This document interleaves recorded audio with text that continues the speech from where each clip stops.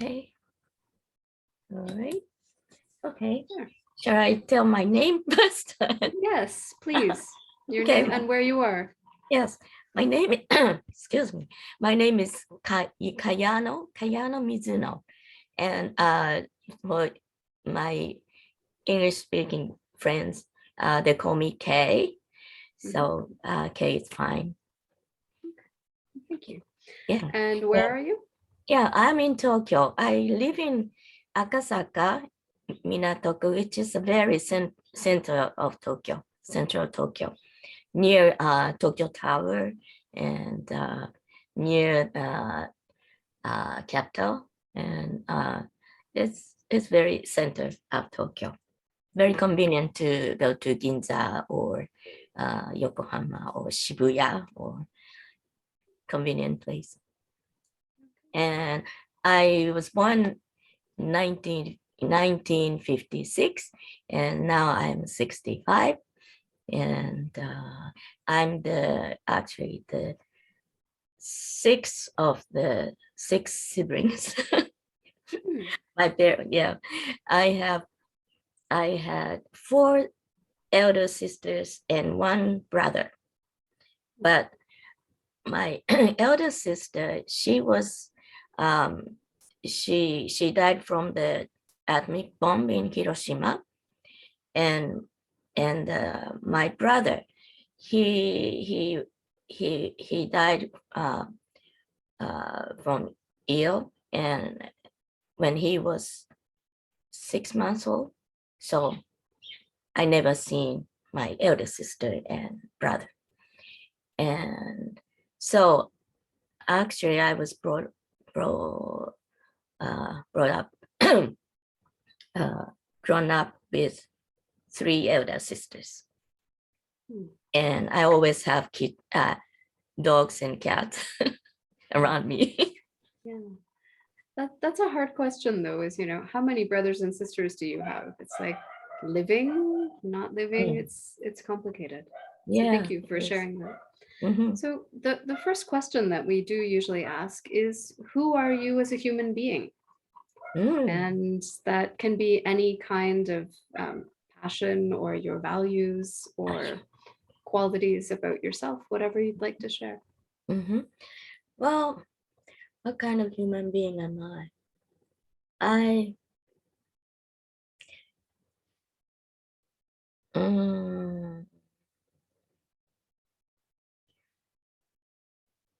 I think I I lived, how to say, naturally. Well, I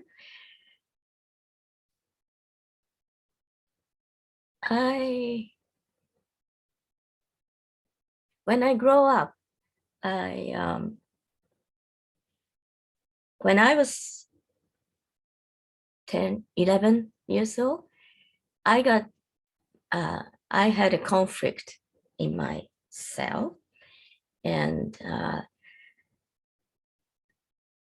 that conflict, based on that conflict, I wrote the thesis when I graduated from college, which is pneuma and sarx. Pneuma and sarx in Greek is from Bible, New Testament. St. Paul wrote about sarx and pneuma, which means pneuma is a spirit and sarx is flesh,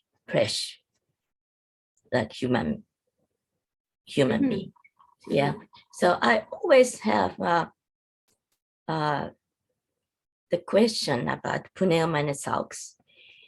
And then I went to Boston College in Boston, Massachusetts for graduate work and graduate study.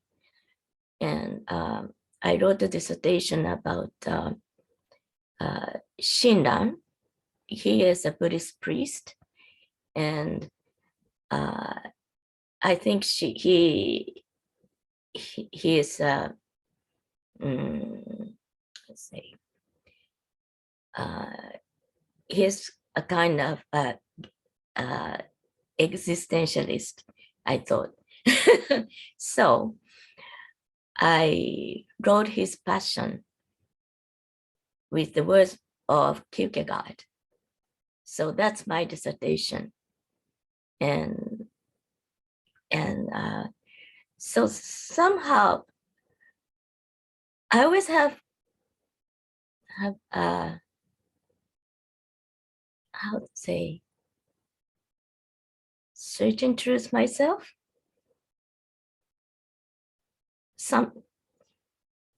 But actually I like to drink and very lazy, very lazy person. So maybe in myself, I'm very sincere to others, sincere to myself. But on the other hand, I'm very lazy. So I am that kind of person I am. And also, would you say you're philosophical? You sound like questioning deeper things. questioning, yeah. But actually, writing my dissertation is well, how to say, I grow up in a Catholic school and Sacred Heart. So I went to Sacred Heart from kindergarten to college. And then I went to Boston College, which is Jesuit school. So all Catholic in education I have had. And but my family is a Buddhist. My so I have a conflict. Being Japanese and Catholic in a Buddhist family. So, but I wrote a dissertation, and that conflict is merged, and I feel very comfortable being Japanese and Catholic and in a Buddhist family. You can see, maybe you can see those. Can you see statues? I pushed somewhere. Oh, sorry, I can't see myself. Oops. Heather, I pushed something. I'm still here. I Okay, can't we see. can edit this part out. But Yeah. are you Okay. back? Yeah. See, there's those. Is from my ancestors. Those Buddhist statues from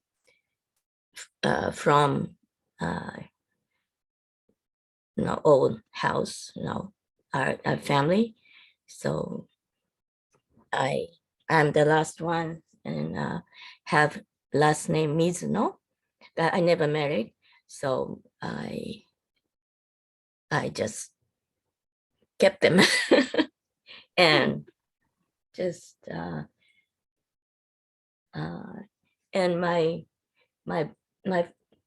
great grandfather's statues there, and my great grandfather's statues there, and this is a very small house, but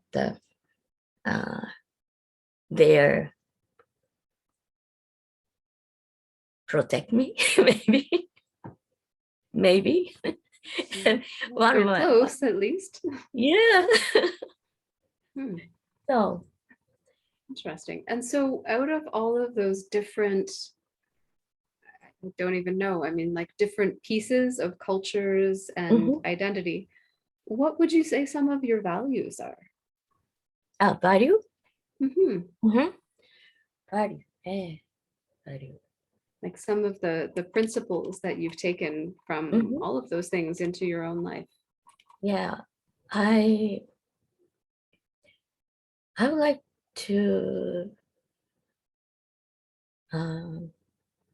take, let's say,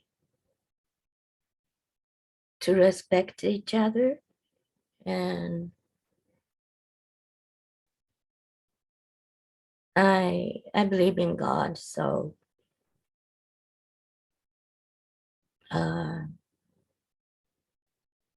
I try to keep things, I try to see things how God see.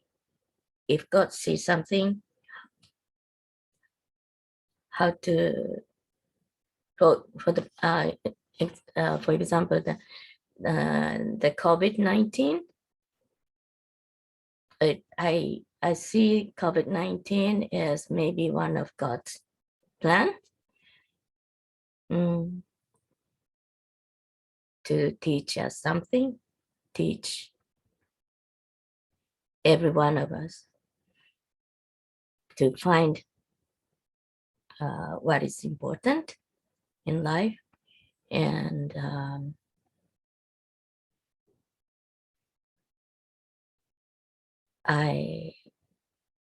yeah, maybe principle, if I have principle, maybe God's eyes, maybe.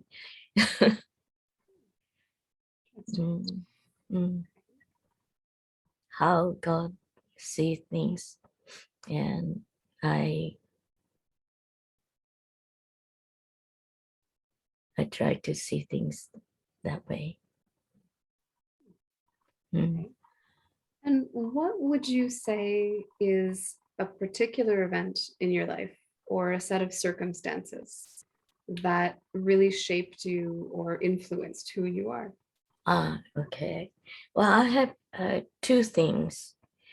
One is when I was 11 years old, my father, well, he had the company my great grandfather founded, and so we are pretty how to say having a good life.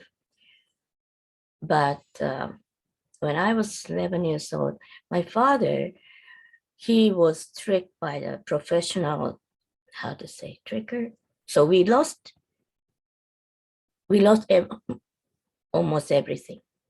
He has to sell what he has. He has houses, but he has to sell the houses and to save their company.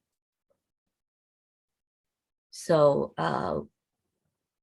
we live in a very big house, but then we have house in Hiroshima, but we lost everything, and we moved in this small condominium.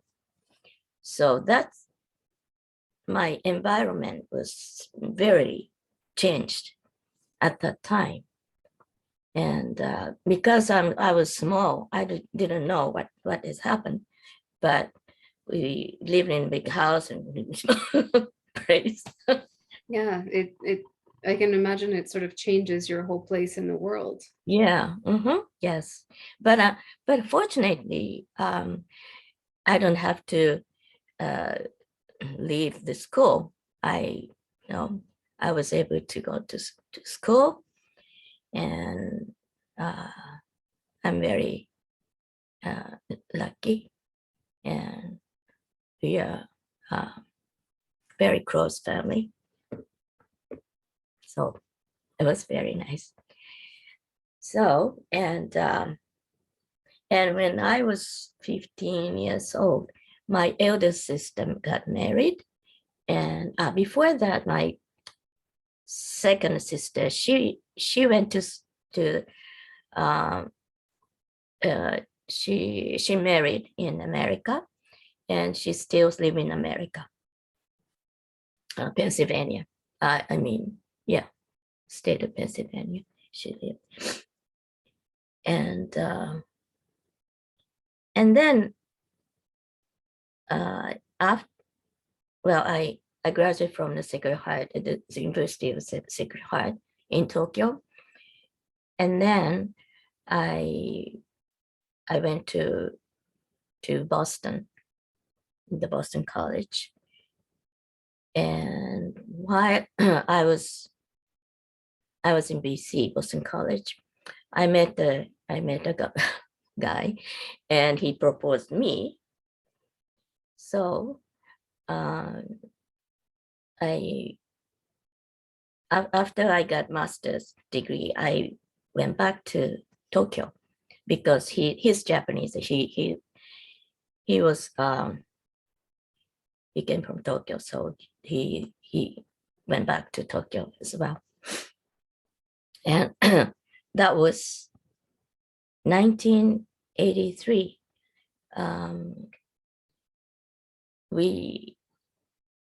We were talking to find the engagement ring, and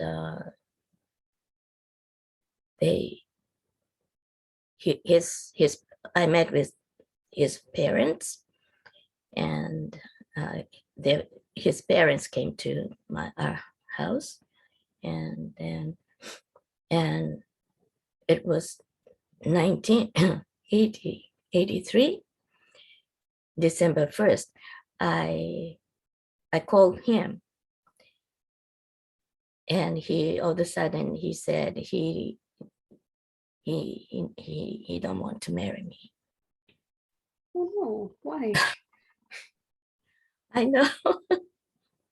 So that was the really shocking, and I cried 2 years Wow. every day. Hmm. Yeah, I cried 2 years, and then I heard that he got married, and on his wedding day, it was late March, but it was snow. It was snow, and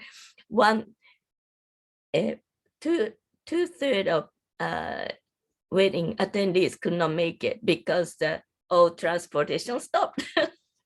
And my friend said, "That's God's punishment." Karma, in other words. And I thought that, oh, God make my tears for 2 years, make it snow. Salty snow. Salty snow. So how did that experience change you? I mean, how did that affect who you were or how you understood yourself? Yeah, it's very sad to say. I believe in him. He's a very natural person and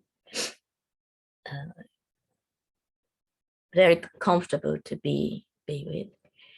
And that was my first time I feel that kind of naturality. Let's say, I feel very comfortable with him, and I think he's also feel that way. And this very sad thing is his parents think that we are rich. That first event influences the second event. Yeah. And I told him everything, honestly. We are not rich anymore. My father lost everything, but we are happy. Well, but, sorry, it sounds like he missed a really interesting opportunity. Yes,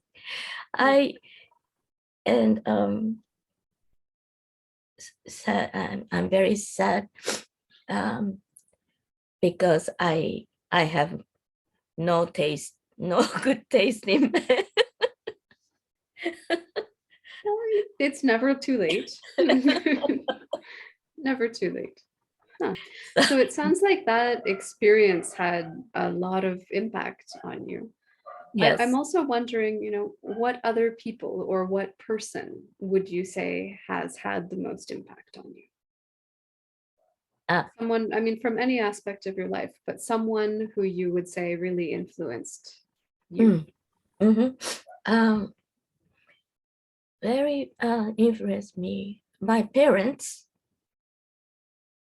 I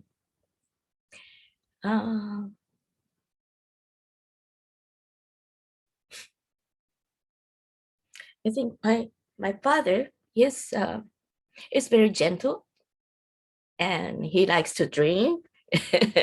Very how to say. He likes parties. He's very happy person, but inside is very strong. I think he lost his daughter by atomic bomb, and excuse me, and of course he lost houses. First atomic bomb, it burned out, and then he lost everything, but he's still kind of, how to say, gay, right? Joyful, yeah, yeah, gregarious. yeah. Yeah, and my mother, she's very smart lady, quiet and smart. She doesn't drink. Maybe a little bit. Someone has to drive. So, and she's really a strong lady. So I'm happy I to see be that born. touches you. I'm happy to be born as their daughter. And I thought I've been thinking about myself. Well, I only I only took a bad point from them.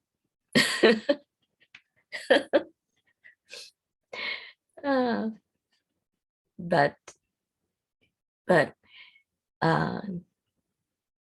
on my birthday last year, it was November last year, my mother's cousin came. We had dinner together, and my mother's cousin came, and after dinner, after a few days later, she called me, and she said that you have the great point of both of your parents. So I never thought like that. So I'm you very got the happy. best of both of them. Yes. I'm very, very happy to hear. And I think that was the best birthday gift to me. Wonderful. And since you said birthday, I mean, how are you at this point in your life with your age and with aging? What? Yeah, how are you experiencing this period of your life, and what do you think about aging?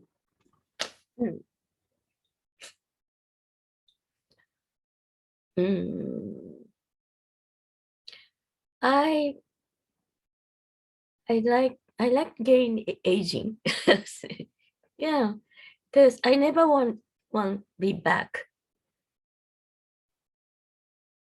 I like I like of course physically maybe you know uh, physically it's obvious aging, wrinkles, spot, but I never want back. Well, I you just like told me that you get up at 4:30 in the morning to do exercise. So yeah, physically you're doing okay. yeah, I'm okay. Mhm. Basically Hmm. okay. Yeah, basically okay. But it no, being aging is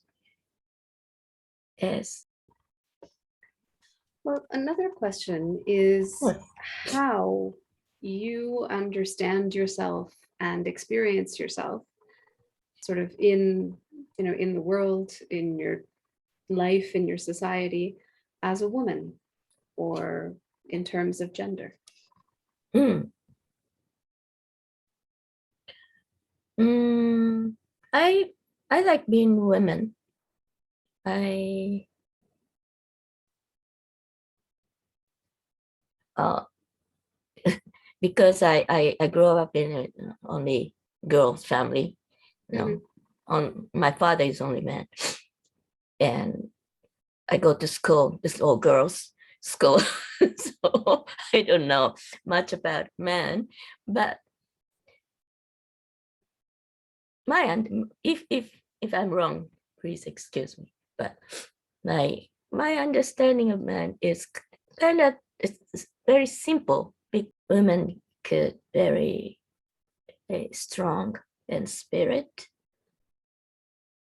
to mm, to to make the society better, because men kind of simple thinking. If I'm wrong, I'm sorry. But There, men, there may be, many types of yes, of men, course, but of yes. course. But it's generally speaking, generally speaking, men would like to be at top of a mountain. You know, they want to be at top. Yeah, I'm not agreeing or disagreeing, I'm just Yeah. asking for your perspective. Yeah. Well, to me, my you like a I don't know. It's like if the woman could be a leader, the women uh I think it's more eh, women has more strong spirit Hmm. to make the world better. Hmm. So Interesting. That's actually sort of the next question that I usually ask, which is yeah. how you understand and how you experience power and Oh. privileges in your Mm-hmm. life, in your world. This again, maybe generally speaking.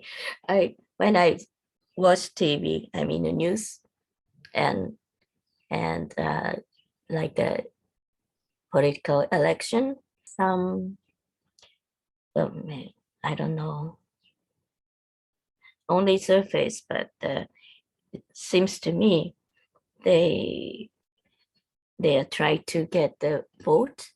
They they're just thinking about the number of votes and the figures, but not thinking about people. But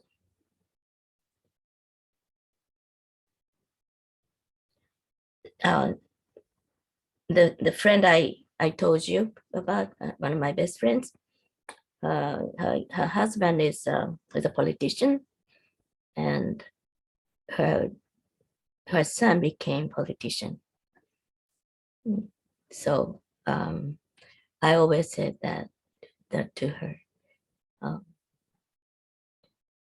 don't get involved with crazy politicians, crazy greedy politicians. Their son has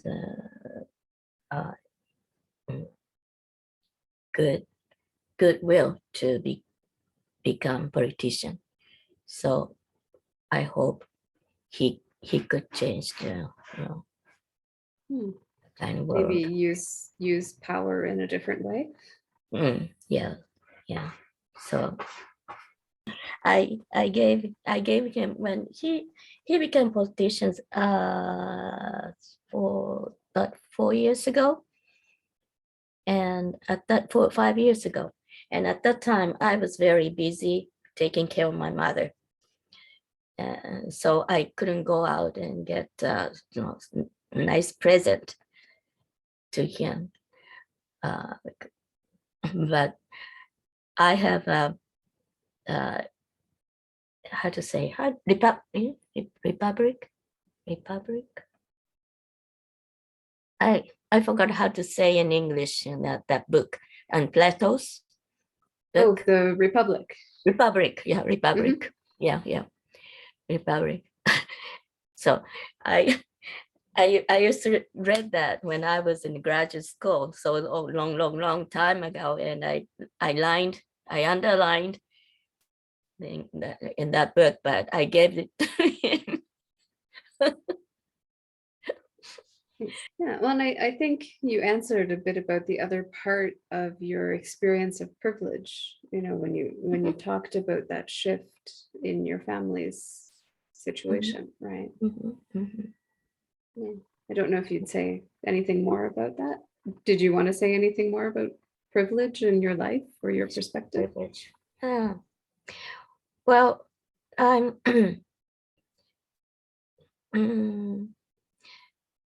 I feel very lucky because my father loves. Do you know no play? No play. Yes. My father loves no play, and he himself performed many times, and all my family has to learn no play. So I actually, the master of no the teacher, she came to our house, so we all have to learn no.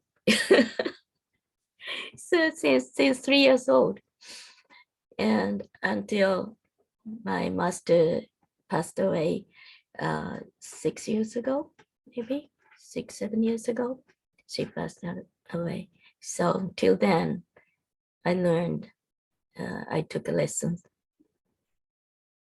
So it was very fortunate, and also my mother, she loves to do use fingers.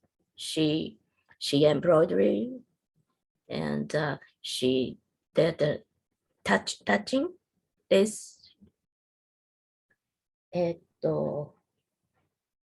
Just a second. Let me see. You think, and she also made a flower arrangement, and she just a second. ごめんなさい. Sorry.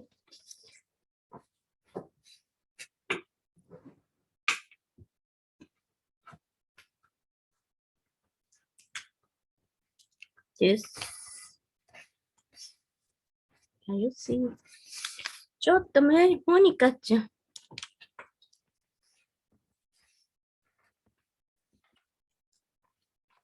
these are the flowers. This artificial flowers. Is flower arrangement. This is the book of my mother's work piece. So she's a very smart lady and quiet and strong, and I learned a lot from both of them. I'll show you.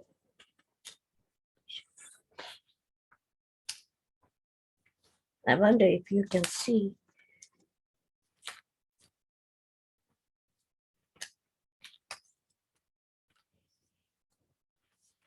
Wonder if you can see. It's my performance.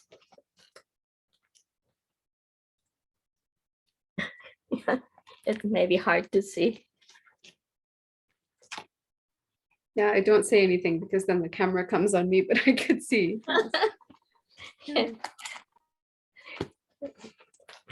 And also, I was able to learn trade landscape. A trade landscape is, so I'll show you.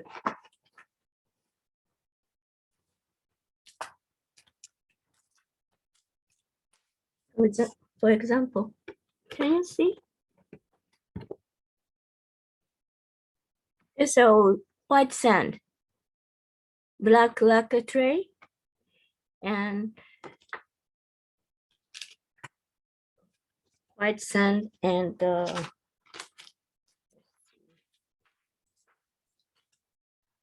So that's done in sand in a tray. And this is Mount Fuji. Mount Fuji and crowd.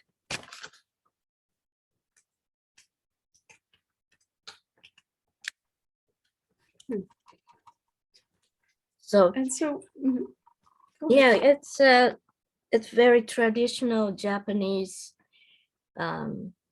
art, and this is made the sand and the waves.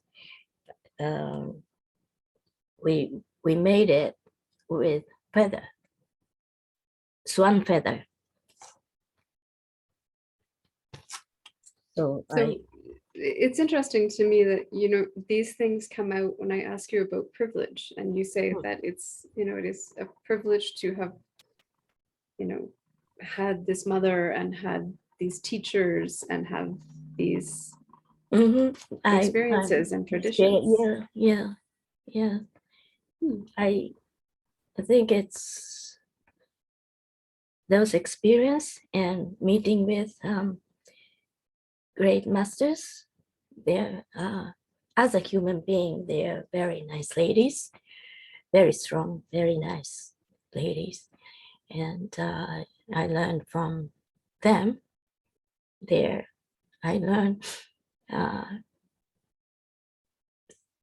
not just technique, but learn from their lives. So I'm very lucky. And what about Gestalt? Where does that come into your life? I mean, how did that happen? I took an industrial counselor, the qualification, and after that I took some courses of counseling courses, and one of the course we can learn many techniques of all kind of therapy, and just one time, do you know Okada-san? Noriyoshi, yeah. Noriyoshi. Yeah. He came and showed how Gestalt therapy is, and it was interesting. And then the following year, the first time he has the course, 1 year course, Gestalt Therapy course. So I took his course. And then after that year, the following year, after we finished the Gestalt Therapy course by Noriyoshi, we wanted to learn more about Gestalt Therapy. So we found the study group called Gestalt Associate in Japan. G Gestalt, yeah, GA. We call it GA, and we asked Noriyoshi to come to teach us. So that was 2001. So it's about 21 years ago. So that's how. And so this study group was the beginning of training organizations then. Yes, it's just study group. Yes, and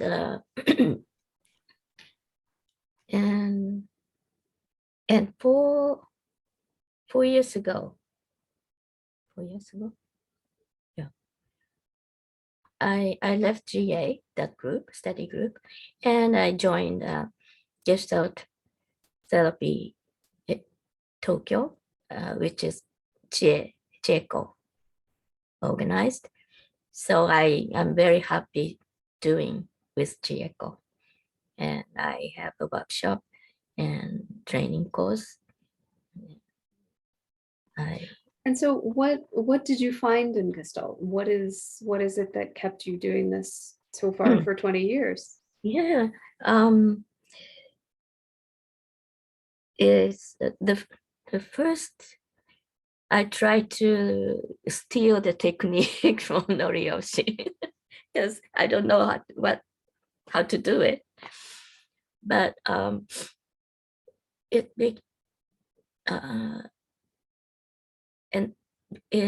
because I studied Kierkegaard,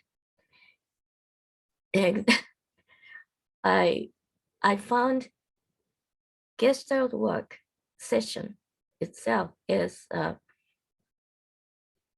existentialism. It's not just a study. It's not just the therapy. It's right there. It's alive. Existentialism is alive, and making the society better. So, oh my God, existentialism is useful. Yeah, yes. So I'm so happy. So I'm very, very happy to be with client or worker, whatever we say.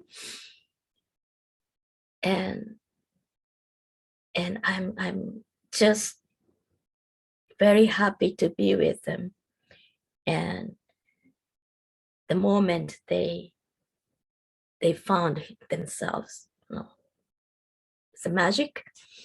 It's the magic of Gestalt. I think I'm very, very fortunate to be with them at that moment. That keeps me doing Gestalt therapy. It's really happy. I can see. What do you do with it? I mean, do you have a practice? What is the essence of what you do? Essence of what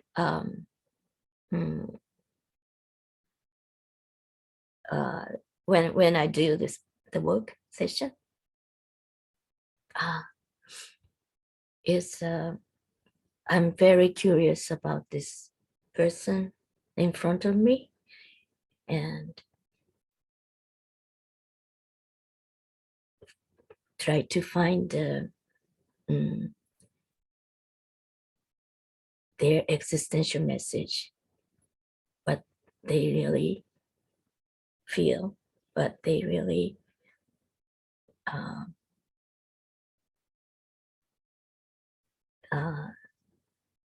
I want them to meet real self, and that's the essence of it.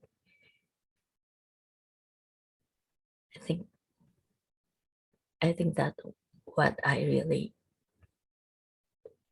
I'm curious. Mm-hmm. And what are some of the challenges that you have found in Gestalt or around Gestalt or taking it different places? Sorry. That's okay. Arufi, shizukani shite. Be quiet. Quiet. Yeah. He is 21 years old. Oh my goodness. Wow. Yeah, he's gonna be 22 in June. Very happy about that. Well, anyway. Yeah. When I do session, I don't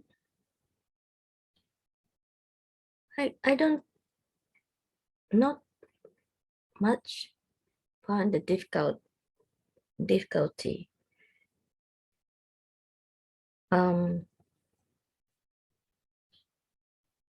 I used to find difficulty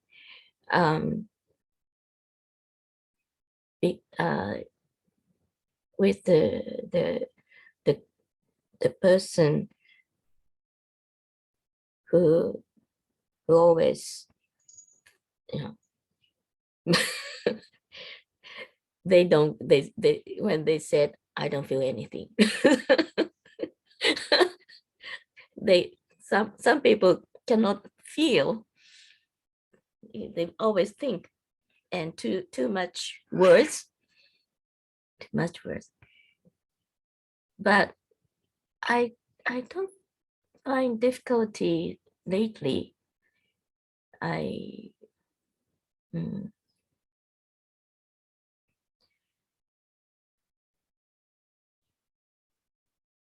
In my session lately, but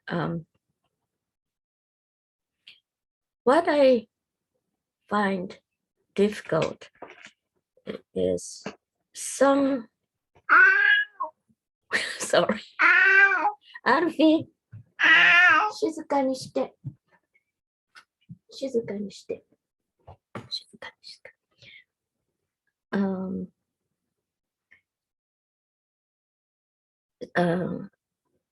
Some Gestalt facilitator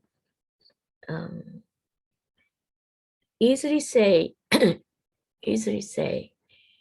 Gestalt is whatever you, it's just you can do anything you want, something like that. And I think it's not true.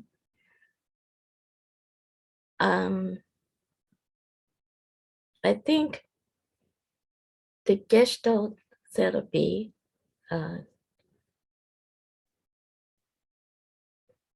make one, how to say, relief from whatever they have,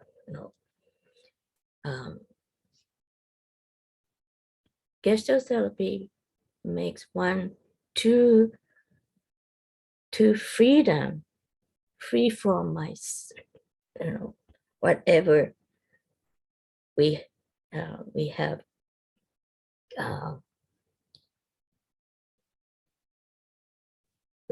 whatever we free from the about how to say English, find myself, relief from being stuck. So yeah, right. Being, yeah, that's right, stuck. But that doesn't mean one can do it. One can do anything one wants to do. It's just a selfish way.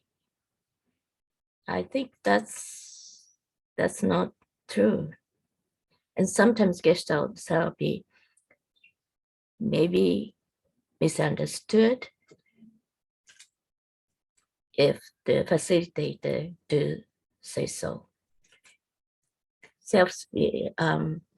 Gestalt therapy, because it's based on the existentialism, and Kierkegaard said, truth is subjectivity, and it's true, but it's true within ourselves. But if it was misunderstood, it can be self-centered person in society, in a group.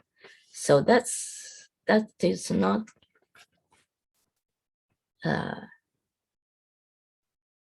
that kind of misunderstanding is very, I feel, very difficult. It's no good. Yeah. Yeah, I mean, as a therapist or as a client, it's supposed to be about the self and the field. That's right. It's not just an individualistic sort of That's paradigm. Right. Yes, that's right.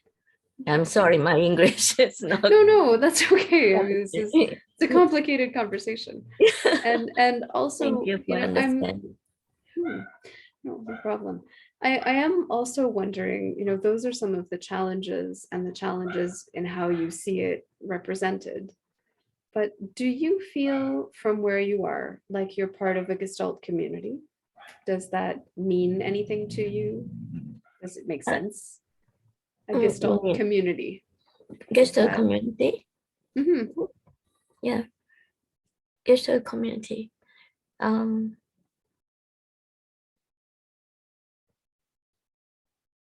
Gestalt community. I'm the one of the board of JIGT, Gestalt, Japanese Association of Gestalt Therapy. I'm one of the board, and we had a meeting just on Monday evening, and right now a member is very reliable and understand and respect each other and understand each other's very nice board members. And when we have a conference last summer, we had very good time with members and talk about Gestalt and me, something like that. And everyone shared their experience of Gestalt therapy. And it was very, very nice. And I am glad to meet with, well, it was, the conference was held through Zoom, but it was very good to meet with those members and share our thoughts about Gestalt therapy and our lives. And do you feel connected beyond the organization to an international sense of community? Yeah, I feel so. Yes, very much so. And last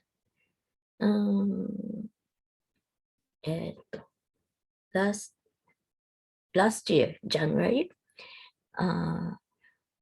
I attended the facilitator gathering, not organized by JIGT, but Momotake-san and Jinnai-san organized the Gestalt facilitate a gathering, and we invited the professors from Mexico and Brazil and America and England. I forgot, but it was very nice, and I am very happy about my experience. I'd like to tell you my experience. I've been a JAGT for more than 10 years, but somehow the Japanese Gestalt community, I feel something missing. I was feeling that way. And since I communicate with the Gestalt therapist overseas, I found the missing piece, which is humanity,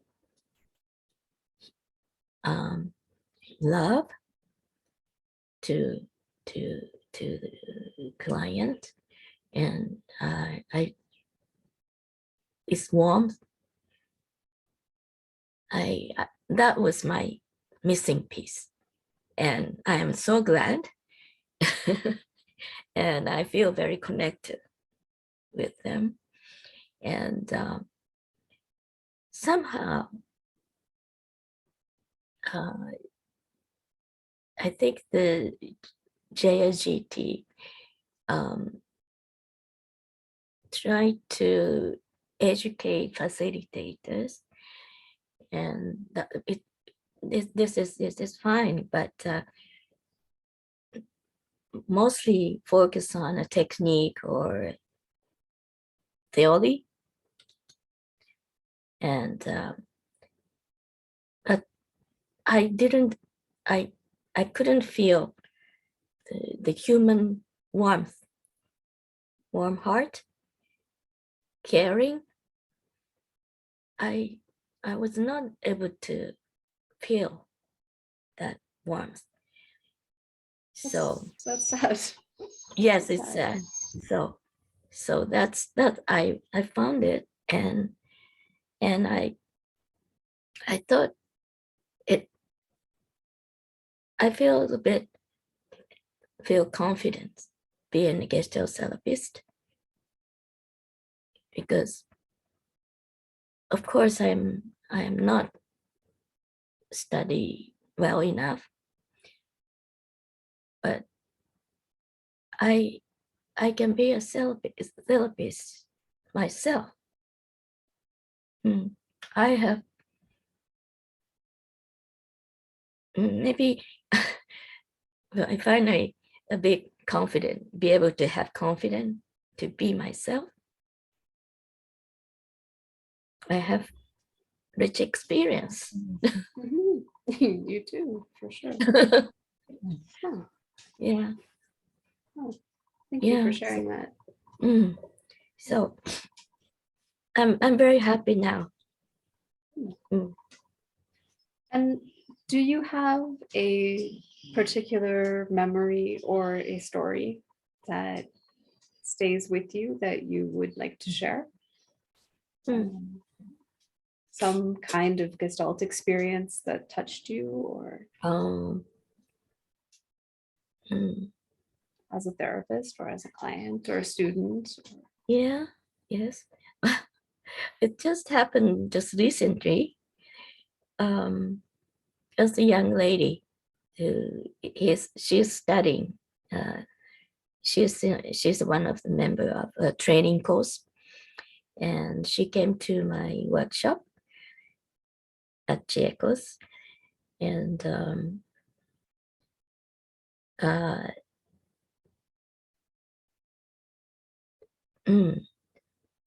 how to explain?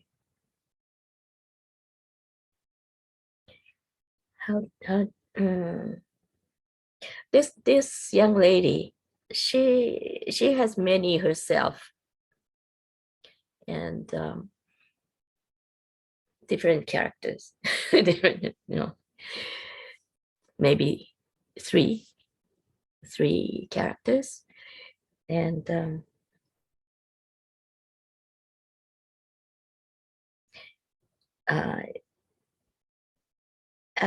at the end of the, I tried to communicate themselves many times, and at the end of the almost the end of the work, she said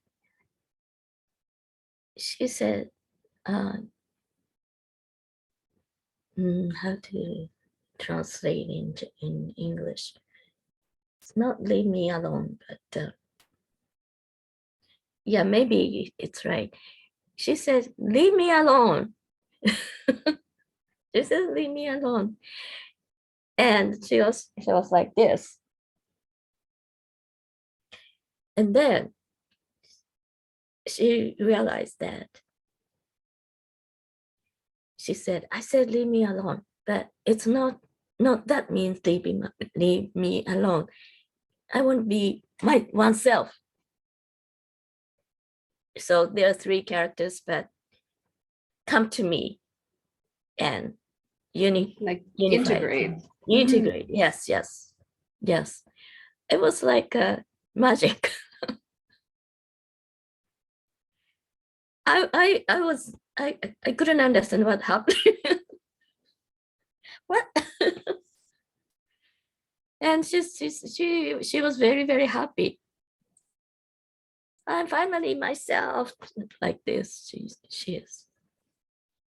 It was very remarkable. Huh? I said that's remarkable. That's remarkable. Yes. And the other participant, they're surprised. Wow. So that's Gestalt Therapy has power. It's really amazing. Yeah, it was very impressive. Oh, thank you. I'm sorry, there's a noisy truck outside my house right now, but yeah, is there anything else that you would like to share? Anything else that comes up for you, or any other part of your story you would like to bring into this conversation?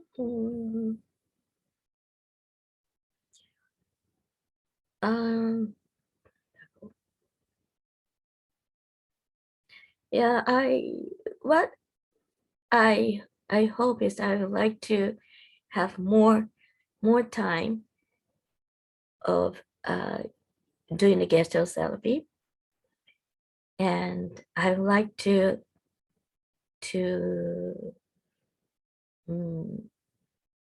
I'd like to have that magical moment. I'd like to make my life my life filled with that kind of moment. That would be very happy. I will be very, very happy. I hope I can have more time to do the session. And I hope meet with, thank you very much. And I'd like to meet with you and other Gestalt therapists overseas. They are so warm, very. It's amazing. There is a quality. There's something about Gestalt people. It's really been interesting meeting with many of them now, and meeting with you today as well. So thank you. Thank you for everything that you've shared. Thank you very much. Is it okay if we stop here? Okay, sure. Yeah. Thank you very much, Heather. Thank you.